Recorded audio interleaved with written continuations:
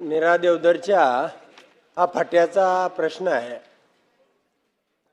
गेली 30 वर्षापूर्वी हे धरण बांधलं आणि त्याचा हा फाटा गेली 30 वर्ष आम्ही पाण्याच्या प्रतीक्षेमध्ये आहे. अध्यक्ष महोदय, सुरेश भटांची एक कविता आहे की मेल्याविना मुर्द्याला पर्याय नाही, आणि त्याच पद्धतीची अवस्था आम्ही गेली 30 वर्ष लक्षवेधी झाले. या ठिकाणी त्या यातना, त्या जनावरांचा त्या ठिकाणी होणारा त्रास त्या ठिकाणी आम्ही भोगतोय.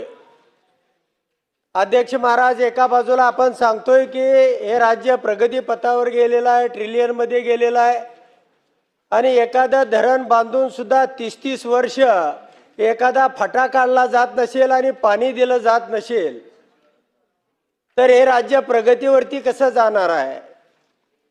त्या गावखेड्यामध्ये तरुण मुलगा म्हणजे एकही राहायला त्या ठिकाणी तयार नाही. ही जी शेवटची पिढी आहे, गुरं पाय खोडून मेली, माणसं पाय खोडून खोडून मेली. परंतु गेल्या 10-12 वर्षापासूनही मी या प्रश्नाच्या उत्तराच्या शोधामध्ये आहे.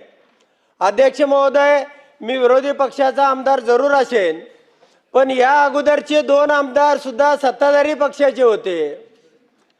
आणि असं असताना सुद्धा गेल्या वेळेला मंत्री महोदयांनी गेल्या वर्षीच्या बजेटमध्ये 247 कोटी रुपयाची तरतूद केलेली होती, पण या वर्षीच्या बजेटमध्ये 1 रुपयाची सुद्धा तरतूद नाही.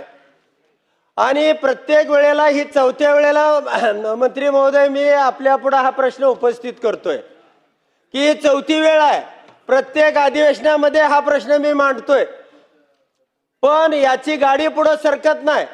या वर्षीच्या अर्थसंकल्पामध्ये 1 रुपयाची सुद्धा किंवा पुरवणी मागण्यामध्ये सुद्धा 1 रुपयाची तरतूद नाही. मग आम्ही काय समजायचं? हा फटा होणार आहे का नाही? आम्हाला या 22 गावाला पाणी मिळणार आहे का नाही? आणि त्याही पुढे जाऊन मी म्हणतो महोदय, आपल्याशी खाजगीमध्ये सुद्धा चर्चा केलेली होती. जर आपल्याला सरकारकडे पैशाची तरतूद नसेल तर BOT वरती करा, 1 वर्षामध्ये आम्हाला पाणी मिळेल. पण आपल्या सरकारकडे पैसा नाही, 30-30 वर्षे एक फटा बांधला जात नाही, आपण नवीन धरण बांधू शकत नाही. पण असलेल्या धरणाचा फटा तरी काढण्यासाठी 30 वर्षाची वाट पाहावी लागते, आणि ह्या बजेटमध्ये 1 रुपयाची तरतूद केली गेली नाही. दुसरं मंत्री महोदय, मला आपल्याला अधोरेखित करायचं आहे की गेल्या वर्षीच्या अंदाजपत्रकामध्ये आपण 247 कोटीची तरतूद केली होती. त्यापैकी 200 कोटीची बिलं आपण दिलेले आहेत, आणि प्रत्यक्ष पाहिलं तर 10% सुद्धा मंत्री महोदय त्या ठिकाणी काम नाही. मी 3 वेळा त्या ठिकाणी जाऊन आलेलो आहे. माझ्या डोळ्याला समजण्या इतकं 10-12 कोटीचं सुद्धा काम नाही, आणि त्याला 200 कोटीचं बिल दिलं गेलंय. मग हे आम्हाला पाणी मिळणार कसं?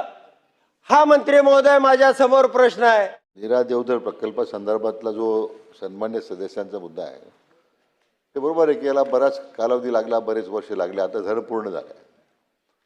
आता अध्यक्ष महोदय, धरणाच्या पहिल्या टप्प्यातला जो कालवा 162-65 किलोमीटरपर्यंतचा तो ओपन कालवा होता, आणि त्यापुढे 65 ते 158 पर्यंत जिथे मला वाटतं आपलं क्षेत्र सुरू होतं, त्याचं बंदिस्त पद्धतीने कालव्याचं काम आता सुरू आहे. 81 पर्यंत काम जवळजवळ पूर्ण झालं आहे. पुढच्या कामाला आता गती द्यायचं आपण कार्यवाही करतोय. अध्यक्ष महोदय, गेल्या वर्षी आपण या प्रकल्पाला साधारण आपण 274 कोटी रुपये तरतूद केली होती. 196 कोटी रुपये खर्च झालेत. तर आपलं जे म्हणणं आहे ह्या बजेटमध्ये कुठली तरतूद नाही आहे, कारण म्हणजे आपण जर नीट माहिती घेतली तर त्यासाठी 280 कोटीची तरतूद ह्या वर्षाची करण्यात आलेली आहे. आमचा प्रयत्न आहे की पैशाची त्या ठिकाणी निधीची अडचण नाही आहे. आपण नाबार्डमध्ये MIIP सुद्धा आपण त्याचा अंतर्भाव केलेला आहे, आणि त्यामुळे हे संपूर्ण काम जे आहे ही गोष्ट मान्य करतो की बराच कालावधी याला निघून गेलेला आहे. आता आपण त्या धरणाचं पाणी तुमच्या ह्या 16 गावांच्या करता आवर्षण गावांसाठी पाहिजे अशी आपली मागणी आहे. त्याला सुद्धा आपल्याला कल्पना आहे की आपल्या जागेवर पाठपोर आपण त्याला आता मान्यता दिलेली आहे. सर्वेक्षण आपण पूर्ण करतोय आणि म्हणून या सगळ्या कामामध्ये या दुष्काळी भागाला पाणी देण्याच्या बाबतीमध्ये आम्ही सरकार यासाठी अतिशय आग्रही आहे. काम लवकर पूर्ण करण्याच्या बाबतीमध्ये आपण त्याला निधीची कुठे कमतरता राहणार नाही आणि यामध्ये आपली जी मागणी आहे 16 गावाचा सुद्धा पूर्वीच्या प्रकल्प आराखड्यात समावेश नव्हता, तो आता आपण केलेला आहे आणि LIS माध्यमातून आपण त्याला पाणी द्यायची आपण व्यवस्था करतोय.